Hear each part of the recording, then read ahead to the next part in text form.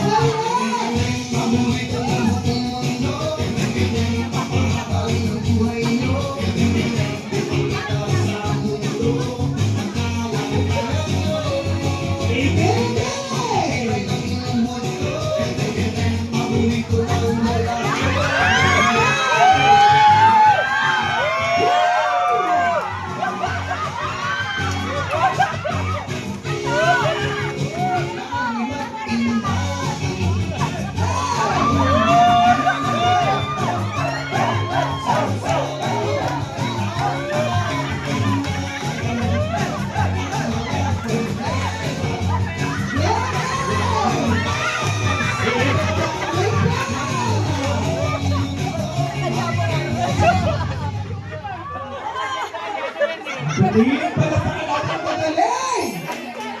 At dahil dyan, congratulations tayo na mag-uwi ng 6,000 na yung ating Roboy Style at Roboy Style!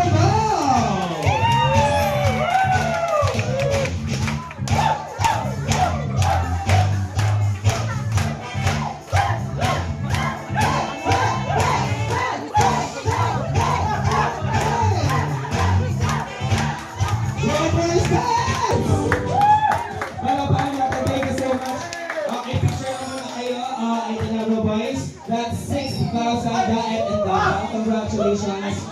Okay, para.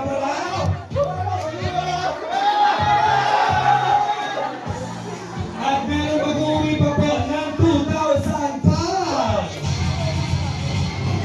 Kaya picture mo na kayo.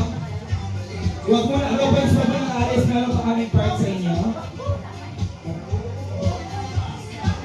Okay. Okay, hindi pala kami Roboy, straight line. Straight line. Straight line. Yan, pagkaroon po harap sa akin. Yan.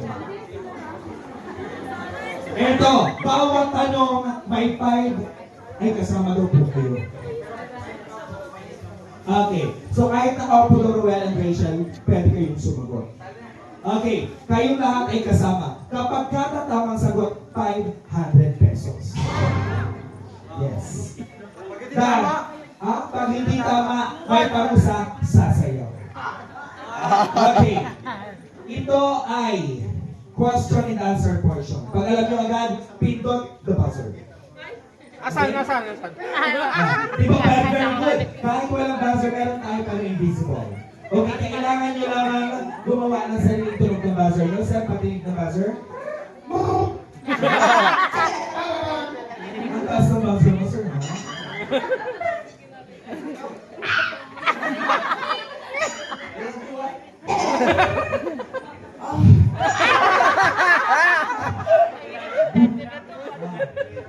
May kulang daw. Sir? Sir John? Oh, baso. Oh.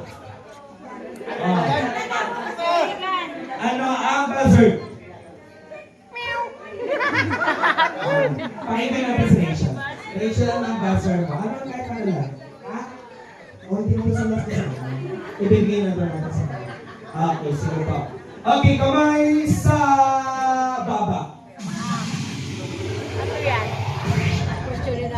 The question is, how would you address a team member who consistently disagrees with your project plan? Ano ba?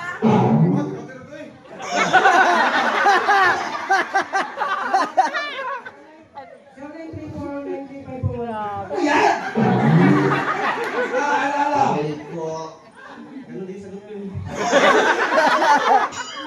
Eto ha, papayagan ko kahit hindi eksakto pero malapit. In Tagalog, paano daw ninyo ma-address o masosolusyonan ang isang miyembro na nagdidisagree sa mga plano ninyo o proyekto? Paano? Pilitin.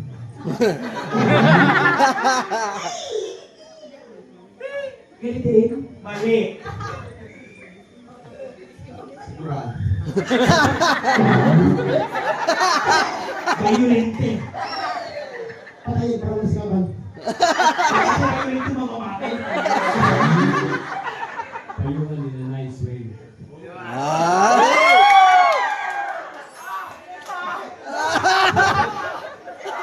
May kapalit na buzzer? Ah, shit. May mga hina. Ulit ka. Ulit ka ulit. Ah, shit.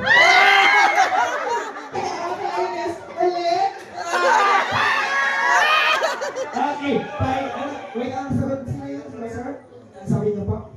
Payungan in a nice way. And that is correct!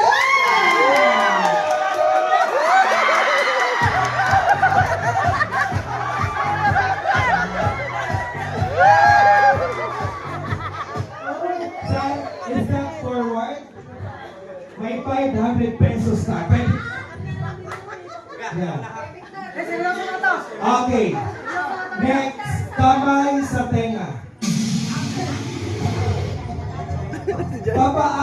How would you respond to a client's project update request via email when you are short on time? Paano yun daw? Tinatagalog lang ha? Pardon. Okay. Paano nyo daw sasagutin ang request ng client via email, gamit ang email, pero wala na kayong oras? Ano kaya ang the best dito?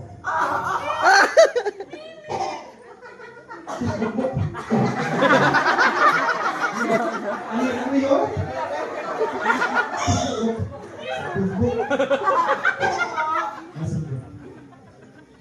Tawagan na mag-usap.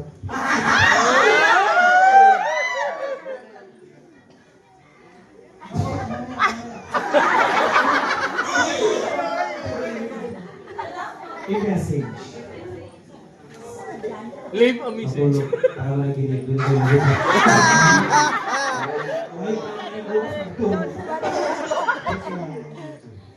Ang post ng video.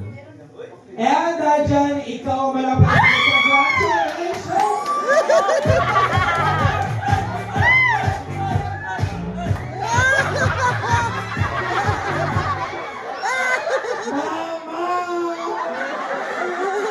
Abalik! Magkaroon ka ng Okay, next. Uy, may tama ka. Tama kayo!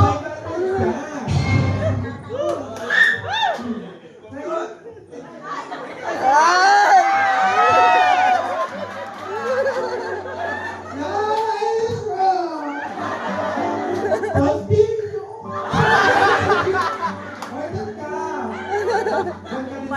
Mamaya kayo. Taloko. May pagkakataon pa silang sumagot. Hoy, perfect! Okay, next question. How would you adapt to a community or project plan facing unexpected delays? How would you adapt a project plan facing unexpected delay? Nosebleed. Wait, anong adapt to plan? Okay, eto daw. Paano nyo daw magagawa ang isang proyekto kung kayo ay may kinaharap na unexpected o hindi inaasang pagkakataon? Mag-set ng plan at schedule para maisagawa ang proyekto.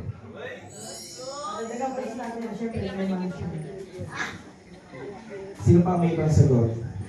Wala na. Pwede pa. Hindi ko sa Vegas.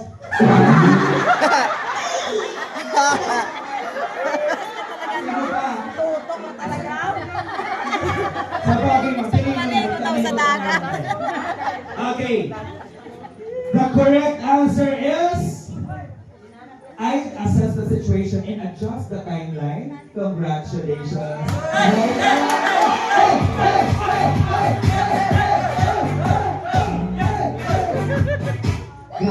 Grabe yung kaldaman mo. Next. Kamay sa ulo. Kamay sa ulo. Sa baba. Okay. How would you address a colleague not pulling their weight? How would you, next na lang.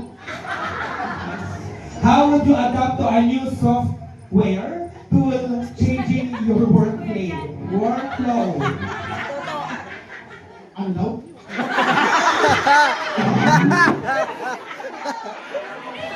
Okay. Ito, sa madaling salita, paano daw kayo nandito na dito sa sagot? Ang tanong kasi, how would you adapt to a new software tool changing your workflow? Paano daw kayo makaka-adapt sa iba't ibang, sa pagbabago ng Excel. trabaho sa kaya ng pagkakataon? Next question. Next question. Excited. Resign. It starts with the letter A, English. Study.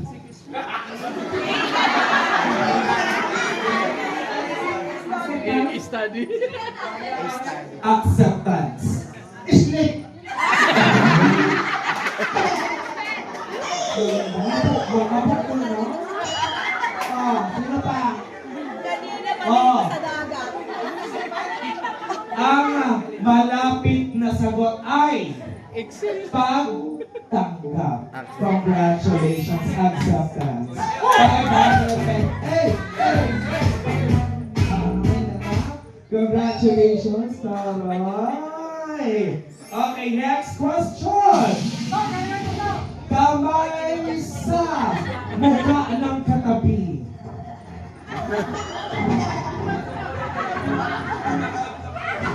Ito. Ito ay palaging natin sa mga business. Pwede yan. How would you handle a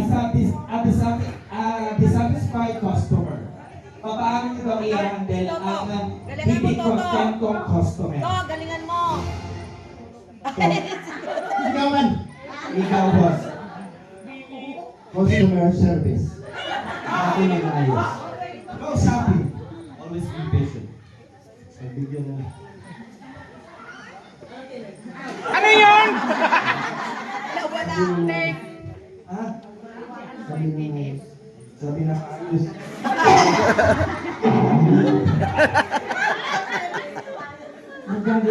Pag-jogging. The perfect answer is customer service. Congratulations. Ayun po, congratulations. Next. Madaling to boys. How would you approach a challenging sales target? Sa madaling salita, paano nyo daw makukuha ang inyong iningiti?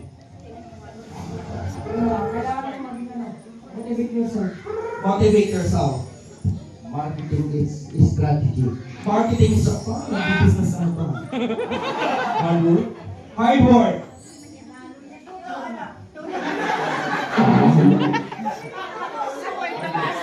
Hard work. Magsika. Okay, hint. Hint. Ano kasi? Kasi may sakit na ba ikaw? Oh, ito ay kailangan ng tao at dapat meron tayo nito. Ano ito?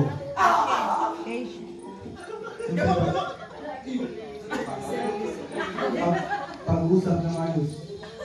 Para maabot mo ang iyong minimiti, ano ang kailangan yung iset? Disiplina. Disiplina. Patience and humbleness. Patience and humbleness.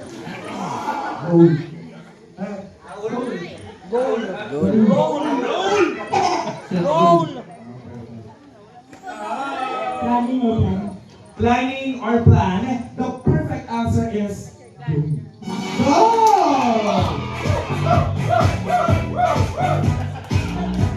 Grabe. And last, okay, perfect. That's it. Congratulations pala pa namin mga kaibigan. Grabe ang magaling.